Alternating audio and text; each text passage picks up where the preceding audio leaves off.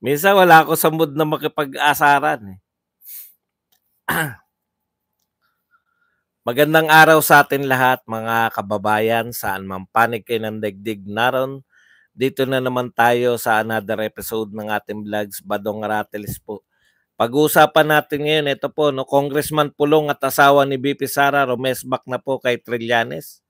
Pag-uusapan din po natin, ayon po sa isang congressman, diversionary lang daw yung ginagawa ni BP Sara na dahil po sa Germany issue. May issue pala yung Germany.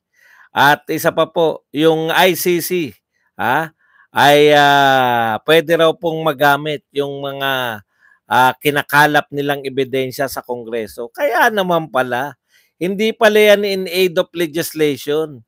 In aid of ICC pala yung ginagawa nyo. Kasi wala akong makita na ano eh. Yung sinabi nga ni Senator Bato, na paulit-ulit na lang kayo dyan. Yan po mapag-usapan natin, pero bago yan, kung bago ka pa lang dito sa ating channel, mag-subscribe ka na. Dahil ito lang ang tayong channel na may kinikilingan, may pinapanigan, una sa balita, huli sa impormasyon, kaya ano pang hinihintay nyo? Pindot na. Okay, pag-usapan natin, no? Unahin na muna natin tong mga maliliit. Yung mga madali lang pong sagutin. Ito po, bumabanat na naman po, sabi po ng kampo ni Lenny, nabawasan din naman daw sila. Ito po, sabi, BP Duterte started with 433 security personnel, over 4 times that of VP Lenny who only had 108 in 2016. 433 less 75 is still over 350 soldiers. In contrast, VP Lenny's detail was reduced to just 83 by 2020. We never made an issue out of it. No open letter, no tantrums, no drama. Yan. Yan po ang sabi ni Barry Gutierrez. Ano po ang nakakaawa rito sa sitwasyon na to? Ano po yan, no? Ang ine-expect siguro ni Barry Gutierrez, yan ay lalamanin na ng lahat ng balita, no? Kaya ko sinasabi to, yung napuna natin, na kahit na ano pang sausaw ang gawin nyo ngayon, kahit mukhang masarap sa tingin nyo, kakagatin niya ng media, hindi na po. Hindi na kayo na kailangan. Yung media po natin sa Pilipinas, meron pong amo yan eh. Those were the days na kayo namamalansya lang si Lenny nun eh. Binabalita na, naalala niyo yun? Nagpunta lang sa Japan yung mga nakasuot lang na pang samurai. Binabalita na. Pag nagpunta lang sa mga isang tulay na ginamit sa Korean novela, binabalita na. Tapos na po yung panahon na yun. Wala na pong, yung amo po, o yung media natin, meron pong nangangamuhan po yan eh. Tapos na yung pakinabang sa inyo, hindi kayo napakinabang. Walang silbi. Kaya wala na po yan, naawa ko. Kasi nakasanayan nila na konting kibot, darling of the press. Tapos na, ngayon may bago ng darling of the press. Walang iba kundi si Trillanes. Ayan. Di ba? Lahat ng ginagawa ni Trillanes ngayon, putya, nakatambak yung press eh. Naglalakad papunta sa magsasampa na reklamo. Akala mo kung napakahalagang importante nung gagawin eh. Yan po ang new darling of the press. Yung press po natin, alam ninyo, wala nang credibility eh. Bakit ko nasabi? Alam po ninyo, minsan ka lang masira sa isang source. Kung press ka, tapos walang palipaliwanag kung bakit nangyari yun. Kung bakit nasira yung source mo, hindi malinaw. Hindi mo nagagamitin yan na source. Tignan nyo, si Trillanes, ano po yung sinasabi? Sabi ni Trillanes noon, darating yung, O, ayan na. Kuryente King. ICC expected to issue arrest warrant versus Duterte by June or July. Sonny Trillanes, sinabi niya yan noong May 2024. Dumating po ba noong June or July? August na. Hindi po eh. Hindi po kasalanan ni Trillanes. Kung matino po yung press natin, hindi pala mapagkakatiwala ang source to. Eh sabi niya, darating na yung warrant of arrest. Bakit walang warrant of arrest? Kung matino ang press. O hindi po matino eh. Sa kasawiang palad. Eh patunay nga po na hindi matino. Yun nga po, namamalansya lang si Lenny, binabalita eh. Nagpunta lang ron sa lugar na merong Korean novela. Binabalita. Ayan yung namimiss ni Barry. Kala niya pag pinagkakaguluhan pa rin sila. Okay. Ang point ko lang dito, no? Si Lenny Robredo, si Trillanes pa rin, ang source ninyo sa lahat ng mga issue ninyo, eh talagang darling of the press. Bakit darling of the press? Alam niyo na kung bakit. Meron pa bang meron pa bang kredibilidad? Hindi po si Trillanes yung press mismo. Kasi alam na nga natin eh. Palpak na nga doon sa sinabing may paparating na may batches pan sinasabi yan, di ba?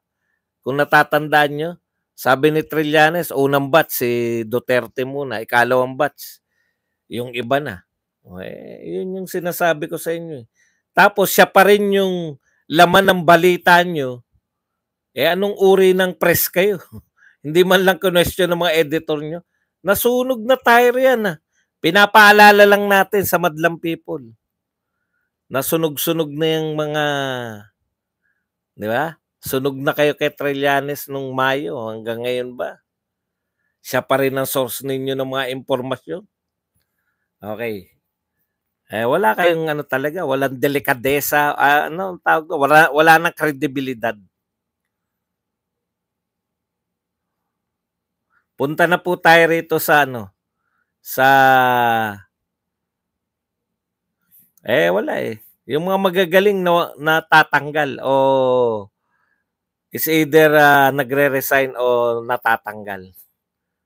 Okay, balik po tayo rito sa iba pa. Ito po ang ating napakagaling na virus sa Senado. May inamin eh. O inamin niya o nadulas lang siya. Ito, pakinggan nyo kung hindi po kayo sa pag-amin na to. Together with our allies around the world, can rally more voices and put even more pressure behind the push to make Duterte and his acolytes accountable for their crimes against humanity, for their sins against the most vulnerable Filipino people. Okay, yung crimes against humanity, sins against most vulnerable people. Antindi yung pala tawag sa mga namatay na drug lords, drug pusher at drug addict, mga most vulnerable. Tuloy natin. Naririnig nyo ba? Baka naman baka hindi nyo naman naririnig, ikukwento ko na. Tapatin nyo ako, naririnig nyo ba yung boses ni Risa Ontiveros? Baka kung hindi, ikukwento ko na lang. Loud and clear naman pala. Okay. Okay.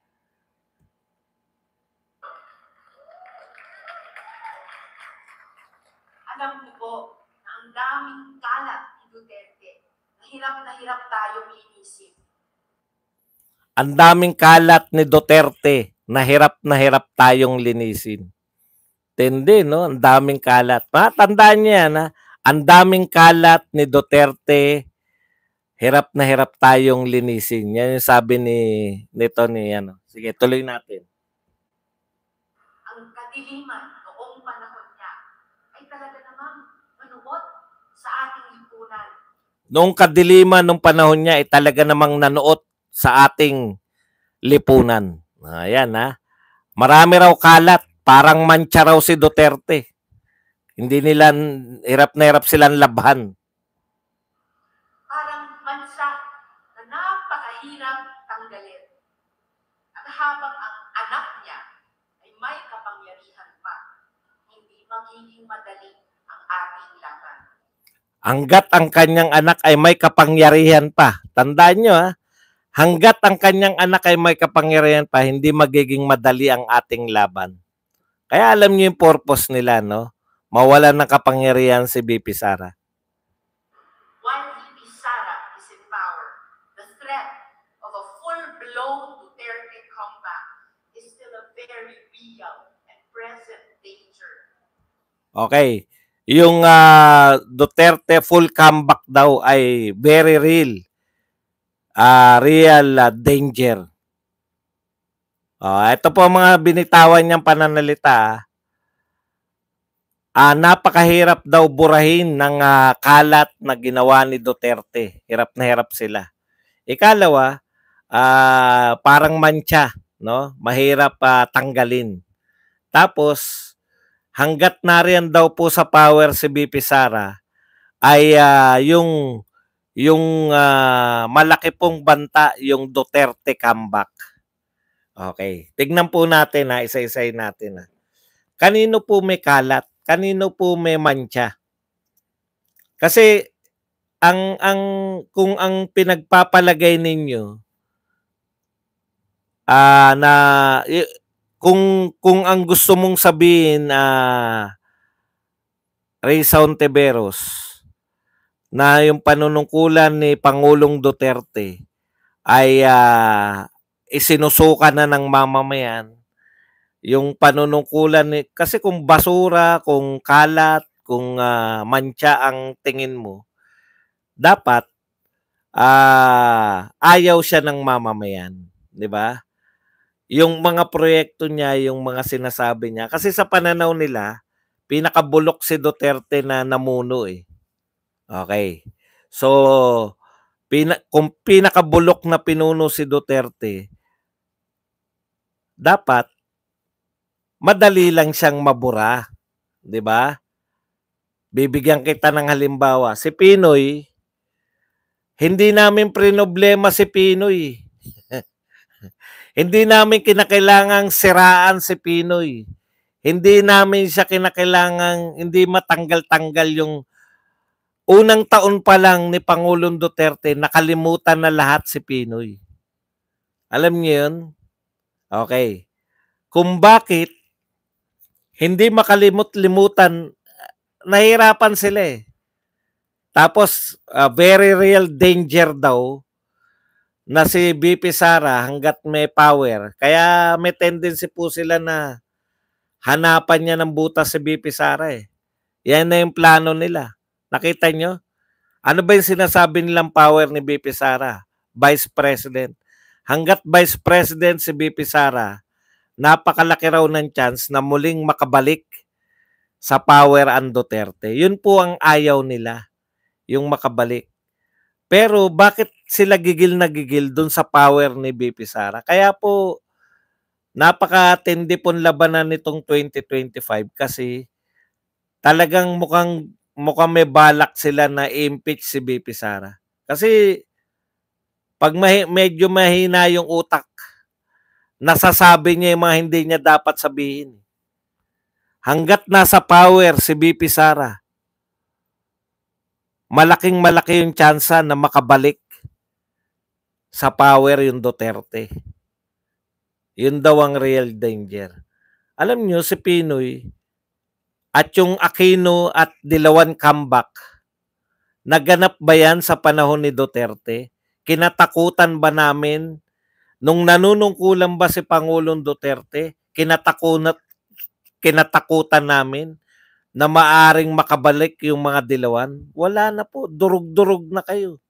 Pero hindi dahil siniraan namin kayo. Naranasan natin yan, yung panunungkulan ni Duterte. Hindi namin kinakailangan siraan si Pinoy. Hindi namin kinakailangan siraan yung mga dilawan. Ang ginawa lang namin, naglingkod. Napakita ni Pangulong Duterte na kakaiba siya sa lahat. Sa lahat ng mga naunang Pangulo ng Pilipinas, kakaiba siya. No? Kaya hindi mawala-wala, sinasabi nyo mantsa para sa inyo kasi hindi nyo mabura eh. Mantsa para sa inyo kasi kahit na anong gawin yung paninira, walang naniniwala sa inyo. Kaya gagawin ninyo ngayon, gagawin nyo yung lahat para hindi makabalik ang Duterte. Gagawin nyo yung lahat para mawala sa kapangyarihan si BP Sara. Akala nyo ba Okay. Ang point,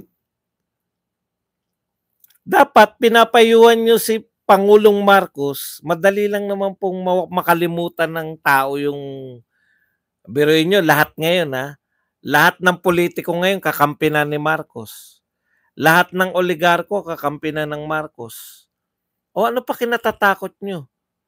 Lahat ng kapangyarihan nasa inyo na, lahat ng power ay kapangyarihan nasa inyo, lahat ng kayamanan nasa inyo na. Ano kinatatakot nyo sa mga Duterte? Nakakatakot kasi na hindi pa rin ninyo makuha yung suporta ng mamamayan. Bakit hindi nyo makuha yung suporta ng mamamayan? Naranasan nila yung pamumuno ng Duterte. Hinahanap-hanap namin yung pamumuno ng isang Duterte. Kaya gusto naming magbalik muli yung pamumuno ng mga Duterte. Kasi lahat ginagawa nyo na sa totoo lang. Binalik nyo lahat ng mga investigasyon na to. Yung Pogo, alam natin kung saan ang sentro niyan. Duterte ang sentro niyan. Di ba? Nagtataka kami. Palagay nyo nang tama kayo na involve yung Michael Yang. O anong koneksyon ni Duterte dun? Kayo na rin nga nagsasabi, dati. Noto Dutertes. Madali naman akong kausap eh. Noto Dutertes ka pa rin.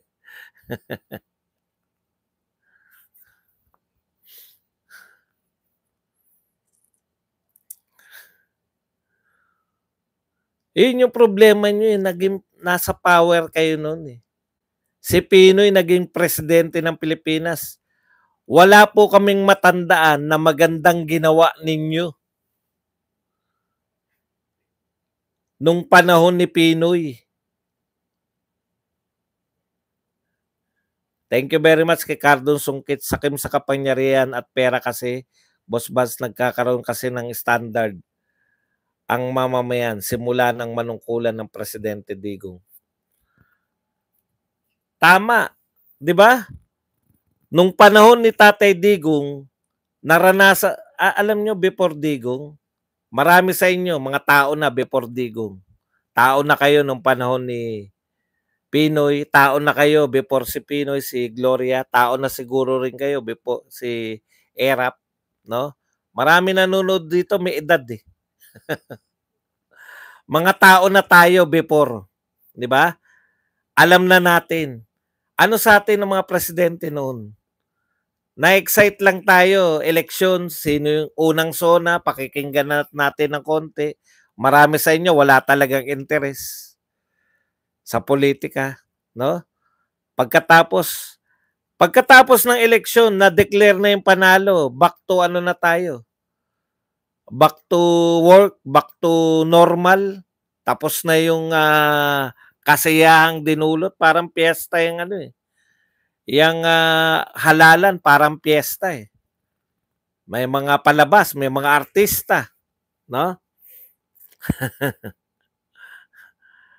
Pero never po tayong naapektuhan. Wala po tayong inasahan sa mga naunang pangulo. hanggang sa nakilala natin si Duterte. Magtapatan tayo. Ngayon lang tayo nakaranas ng Pangulo na kayang patahimikin yung magulong lugar na natin.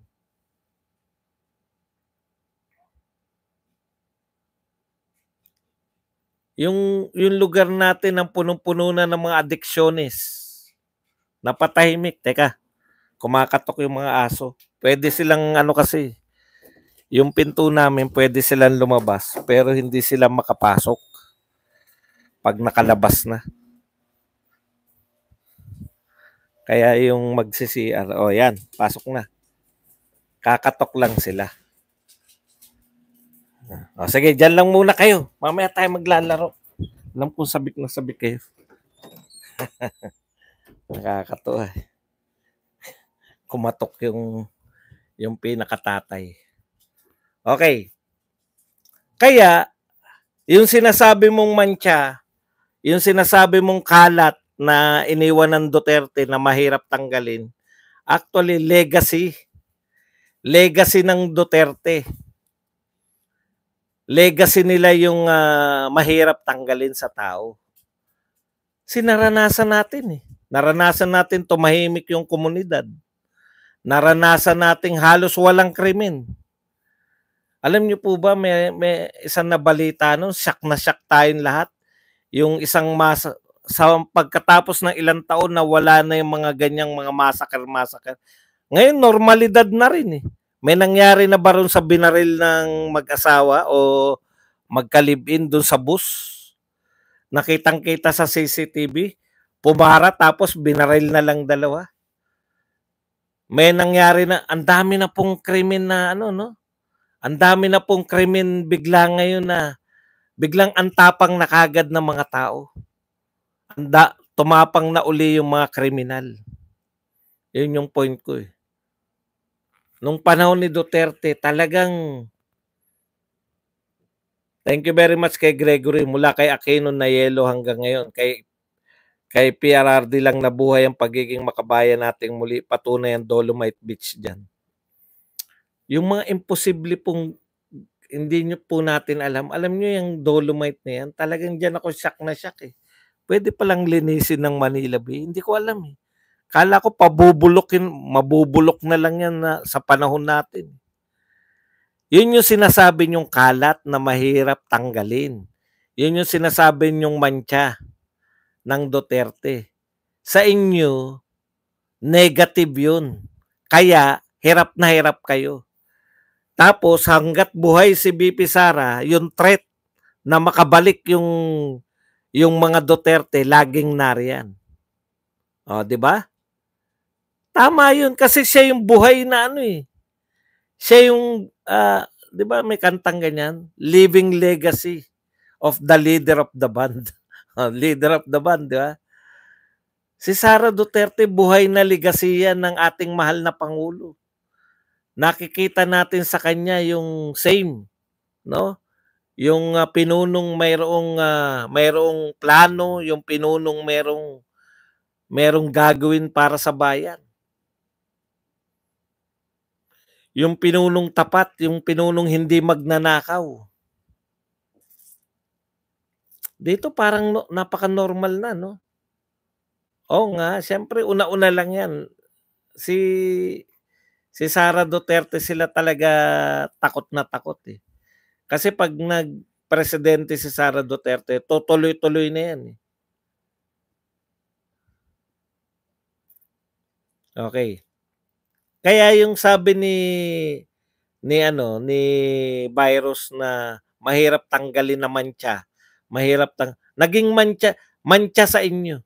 Pero sa amin, yan yung legacy hindi nyo na mabubura sa bawat puso namin. Kaya nga, eto sa totoo lang, lahat ng vlogger ni Duterte, ang isa lang sasabihin niya, wala nagbabayad sa amin. Pero bakit kami salita araw-araw para ipagtanggol yung mga Duterte? Hindi nakakasawa na ipagtanggol ng mga Duterte. Kasi yung Duterte yung bumubuhay sa pangarap natin. Dati wala naman tayong pakialam. Si Erap na ba presidente? May people power ba? Sino pumalit? Si Gloria. O sino na vice ni Gloria? Ganun lang mausapan eh. Tapos, back to ano na tayo sa dating gawi. Trabaho. Magtapatan tayo. Marami sa inyo nahilig lang sa politika nung panahon ni Duterte. 'Di ba? Dati naman kami lang yung sumusubaybay sa politika talaga eh. Baka nga karamihan ng mga vlogger niya, mga chismis lang ang habol niya, mga arte-artista lang. Nung panahon ni Yun yung sinasabi niyang mantsa. Yun yung sinasabi niya mahirap tanggalin. Pero hindi po kasalanan ng Duterte kung ang iniwan nila ay tapat na paglilingkod at tinahanap-hanap sila. Kayo basura yung ano niyo eh. Basura yung legacy niyo eh. Literal na basura, basura sa Dolomite. Dolomite na ngayon, no? Basura na kinuha ng panahon ninyo. Panahon ni Pinoy, tinatambakan tayo, imagine. Tumatanggap tayo ng basura rito sa Pilipinas. Ano ginawa ni Duterte? Sinuli sa Canada. Literal na basura yung legacy nyo. Kaya walang nananabik sa inyo na ibalik kayo sa kapangyarihan. Bakit nyo pinoproblema? Dapat kung matino ang pamamalakad ni Marcos, dapat nakalimutan ni Duterte. Yung hindi po kasalanan niya ng mga vlogger. Akala nyo ba, bakit marami pa rin nanonood sa amin kung talagang bulok na yung talagang wala na yung mga Duterte, wala nang following, wala na lahat. Nakailang maisog na. Nakailang maisog na tayo. Sasabihin nyo, unang maisog pa lang, wala na, hindi na kayo tatagal, hindi na kayo tatagal. Last nang maisog yan. Kalalas-kalalas nyo.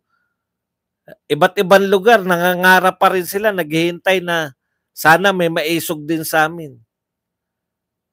Para marinig naman namin magsalita yung mga magigiting na leader ng maisog. Okay, punta po tayo. Finally, no, neresbakan na po. Ito pang yung kapalit ni yung presidente ngayon daw ng Akbayan. Ito ang hahalili kay kay Hontiveros eh. Ang tindi. Sabi niya, sila daw yung main opposition political party in the country. Akbayan na, hindi na yung Liberal Party. Magpipild daw sila ng senatorial candidate. Sige, field lang kayo ng field. Para matalo na kayo. Ito po, ito pala purpose nito, no? Kaya nila ino-open. Kasi nagtataka ako eh. Sabi ni Bato, wala bang katapusan niyang pag-iimbestigan nyo? Na-imbestigahan nyo na kami. Sa ICC, na-imbestigahan nyo na kami riyan sa war on drugs na yan. Ngayon, iimbestigahan nyo na naman kami. Wala bang katapusan yan? Ang hamon nga ni Bato, bakit hindi nyo na sila isampa? Kung meron na kayo na-gather na evidence, bakit hindi nyo na isampa sa korte natin? Para sa korte na kayo magkita-kita. Ito po ang paliwanag ni Dan Fernandez. No? The outcome of this investigation can be used in filing in different courts. Okay, walang problema. And can be used also as evidence in the ICC. Ayan na, tayo may problema. Unang problema natin, Congressman Dan. Tignan po muna natin, tuloy natin. Mukhang may sinasabi pa siya eh. We are an independent body and we are discussing this thoroughly. It will be dependent on the chairman what to do with the committee report. And that can be used by anybody, particularly those victims of the war on drugs. Ayan ha. Malinaw yan, sinasabi niya na pwede raw gamitin nyo ng ICC. Alam po ninyo, mali. Mali po yung pananaw na yan ni Dan Fernandez. Kasi Ang ICC po international, no? International 'yan. Ikalawa, bakit mali? Pag usapin na po na panlabas, pag pinag-uusapan po foreign relations, wala pong kinalaman diyan yung congressman. Congressman lang po kayo. Kayo po ay House Representative ng Republic of the Philippines lang. Bound po kayo. Paglalabas na po ng Republika ng Pilipinas, ang sole authority po, Presidente ng Pilipinas. Hindi po kayo. Hindi po kayo pwedeng makipag-ugnayan sa ICC. No? Hindi po kayo.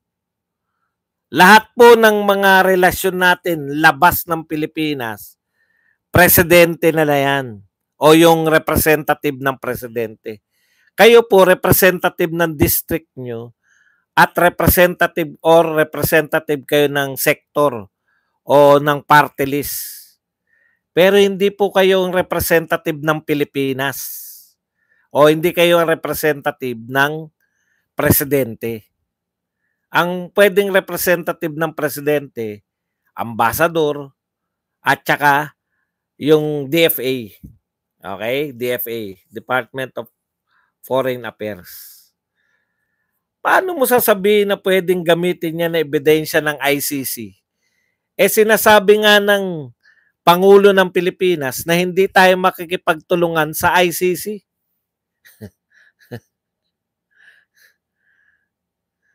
Di ba? Paano magagamit yan ng ICC? Hindi nga tayo hindi ba kayo parte ng pamahalaan ng Pilipinas? Parte kayo. Tamang kayo ay independent body. No? Hindi kayo independent body na may iba pang na independent kayo sa Pilipinas. Hindi po. Pag usaping panlabas na, wala na kayong say dyan. Paulit-ulit, hindi tayo miyembro ng ICC. Bakit nyo bibigyan ng ebidensya yung ICC samantalang mayroon na nga tayong opisyal na pahayag na hindi makikipagtulungan ang gobyerno ng Pilipinas? Hindi ko maintindihan kung bakit nyo ini-insist na makipagtulungan sa ICC. Di ba? Siguro dapat lahat na makikipagtulungan sa ICC, sampahan din natin na reklamo ng mga mamamayan. Mula kay Aquino Nayelo hanggang ngayon, kay FPRRD, hindi. Meron nadagdag yata na nagpakapi. Okay. Ngayon, nakikita na namin yung purpose. Bakit kayo nag-iimbestiga pa rin ng paulit-ulit? Naimbestigahan na yan eh. Yung war on drugs na yan, naimbestigahan na yan. Ngayon, naimbestigahan nyo na naman. Hindi po aid of legislation eh. Aid pala. Aid para sa ICC. In aid of ICC pala ang gusto ninyo.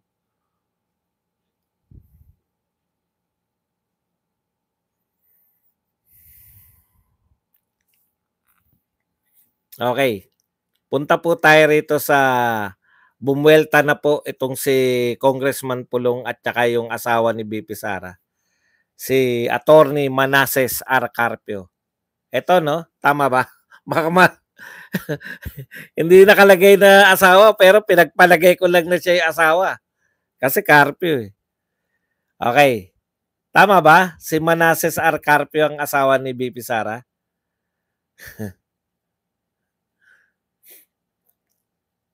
Ito po ang pahayag niya tungkol po sa pagsasampa ng kaso. Okay. It is appalling that former Senator Trillanes is trying to revive his accusations against me, Congressman Paulo Duterte, and what he calls the Davao Group for involvement in illegal drugs when a Senate inquiry he himself took part in found no reason to recommend or indict or our indictment. It is understandable that a spent force like him would like to boost his political stocks by grabbing the headlines, but it is deplorable that he would do so at the expense of innocent people. Mr. Trillanes should perhaps learn a lesson or two from the fact that up to now, he is still facing libel charges brought about by his reckless maligning of innocent people. Tignan po ninyo, no? Ito po pala pinaalala lang sa atin, no? Kasi sa dami po na nangyayari, hindi na po natin maalala minsan. Ito po pinaalala lang sa atin, no? Na yun biglang sumagi sa isip ko. Ito pala yung naalala nyo noon yung sinasabi ni Trillanes na ang tanging ano niya yung ebidensya, yung tato, naalala nyo? Oh, yung tato 'yan eh. Yung sabi ni Trillanes ipakita daw ni Congressman Pulong yung kanyang tato. Sabi ni Congressman Pulong no way. Yan, naalala nyo na yun. Yan po yun. Meron na pong inquiry. Meron na po silang Senate investigation. At kasama po siya sa nagtatanong.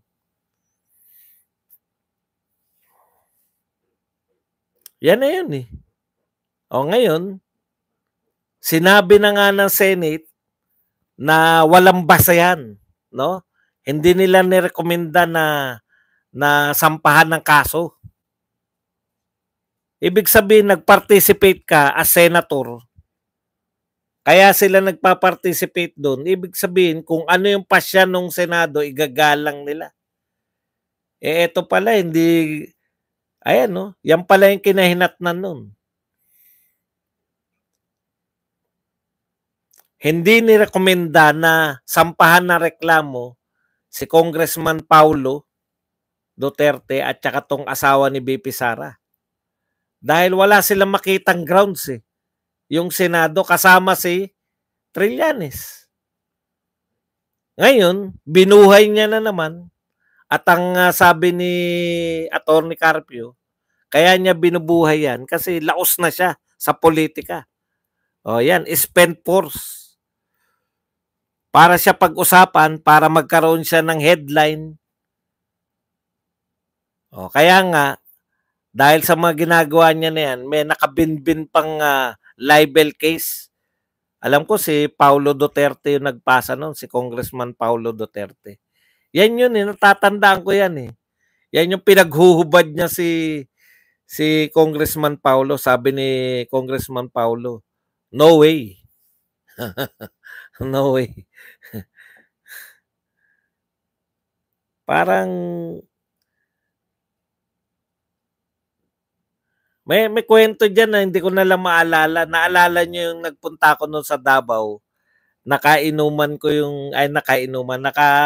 Nakasama ko magkape. Yung mga ano ni Baste. Tsaka yung mga kaibigan nila, yung mga attorney diyan sa nakalimutan ko ng mga pangalan. Makakalimutin talaga ako eh. Trinit nila ako doon sa may yung mataas na uminom kami ng kape. Kape na may durian. Durian coffee. Yan, napagkwentuhan namin yan eh. Yung panyal. Kaya natatandaan ko. Wala talaga. Hindi na nirekomenda ng Senado. Ngayon binubuhay niya. Siya na mismo yung nagsampa ng kaso.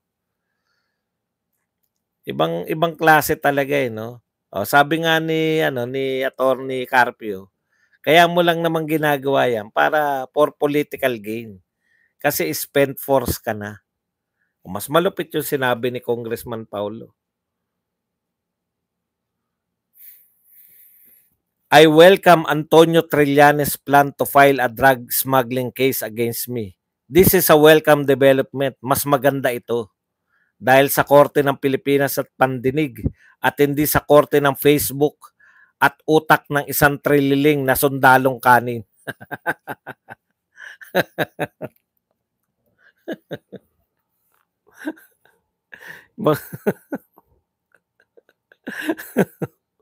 Kala nyo matindi na yung sinabi ni Atty. Carpio na spend force, eh, no? Eto, direkta si Congressman Paulo, eh. Ah? Ito, mas maganda na ang development ito kaysa dahil sa Korte ng Pilipinas ang pagdinig at hindi sa Korte ng Facebook at utak ng isang trililing na sundalong kanin.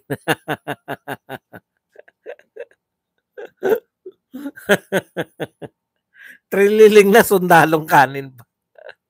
Pwede kong banggitin yan kasi hindi naman sa akin galing. Binabasa ko lang, eh. This move will allow us to address these accusations through the proper legal channels, ensuring the truth will prevail. Kasi unfair nga naman sa Senado, eh. Papayag ka ba, Congressman Paulo Duterte? Kasi yan ang nagpapatunay. Tandang-tanda ko yung sinasabi ni Trillanes. Yan yung nagpapatunay. Yung tato mo dyan sa likod. May tato lang sa likod, nagpapatunay na may... Payag ka ba na pakita yung tattoo mo sa likod? No way. No way. I have always maintained my innocence and I am confident that the judicial process will clear my name. It is important to rely on our legal institutions rather than resorting to trial by publicity or baseless accusations. Please bear in mind that this is the similar case that Mr. Trillanes has made a fool out of himself when he presented his alleged evidences against me as a mercenary. I am not surprised who Mr. Trillanes has once again fooled to fund this desperate attempt to peddle this baseless story to the Filipino people. I also look forward to the resolution of the libel cases I filed against him. Cases pala, hindi hindi lang pala isang kaso. Nabuksan tuloy natin. Hindi pa pala tapos ang kaso sa iyo ni Pulong. So magkita-kita po kayo sa korte. Alam niyo po, mga kababayan, no? Amaze na amaze yung mga kasi pag binalita yan ng mga tatanga-tangang vlogger ng kabila, ayan na, makukulong na kayo. Putya, nagsampa pala ng kaso, makukulong, advance mag-isip, eh. Parang kilala natin yung mga ini-interview ng mga advance mag-isip. Di ba mga viral yan? May nagsabi, tinanong, bakit mo naisip yan? Advance kasi ako mag-isip, eh. Oy, mga vloggers na advance mag-isip. Natutuwa kayo pag nagsampa ng kaso, you know? Pwede lang yung pag mahirap sinampa ng kaso, walang kakayahan, no? Putya, sasampa mo na kaso, attorney, asawa ng vice president. Sasampa mo na kaso, congressman. Hindi takot sa kaso.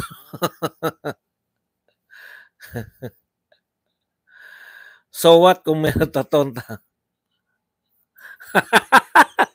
Tama.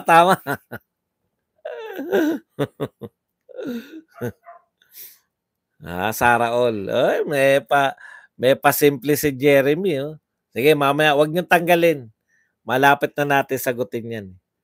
Okay.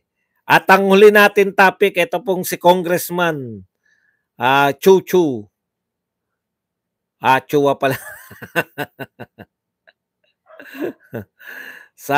Ayon po kay Congressman Chua, ay baka dinadivert lang niya ang issue mula sa Germany trip.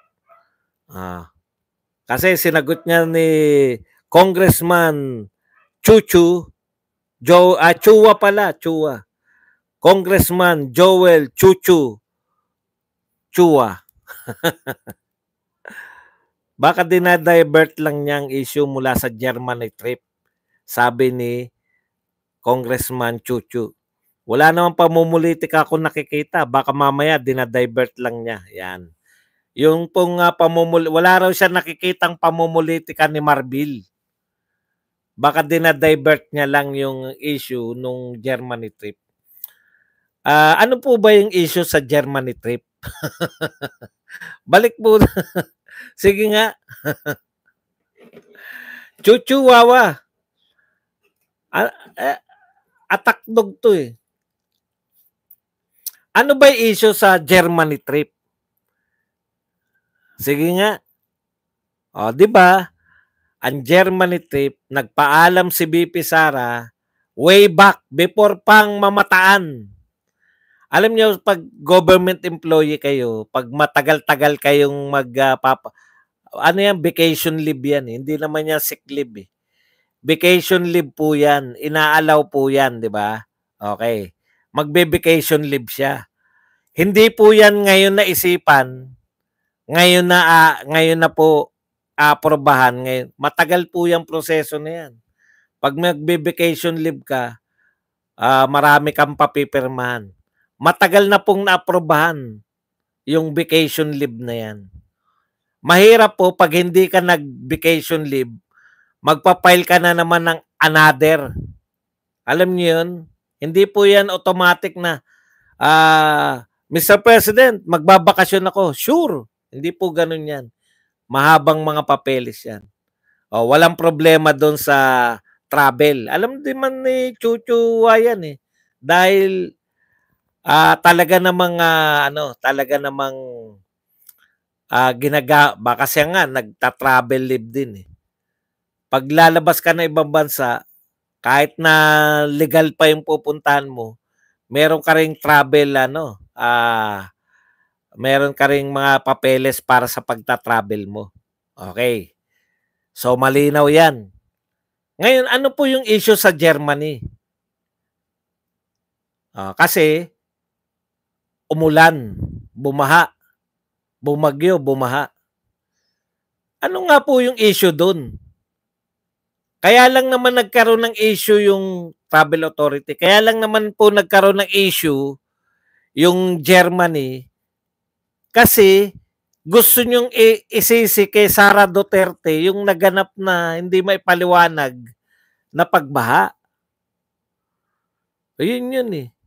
Pinagmalaki kasi ng presidente nila na 2 days before na bumaha, may 5,500. Tapos na flood control. Yun yung sinisingil sa inyo ng tao. Akala ko ba may 5,500? Hindi lang tao yung mga nagpondo.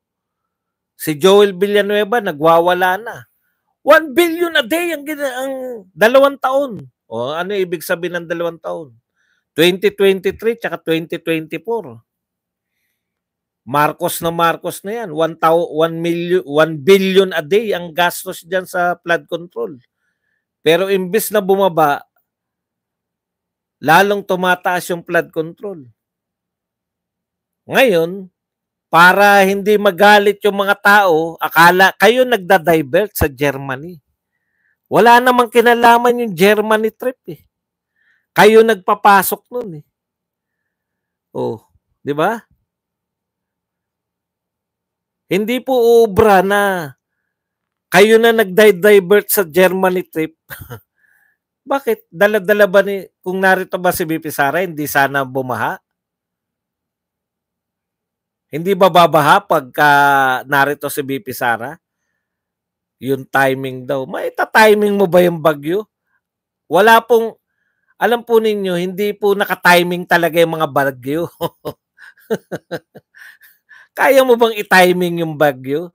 Kayo naman no. Yan po malaking kalokohan yan eh. Kayo po yung nagda-divert ng kapalpakan ng bumaha diyan sa Germany trip. Hindi yung the other way around. Okay. Yan lang pong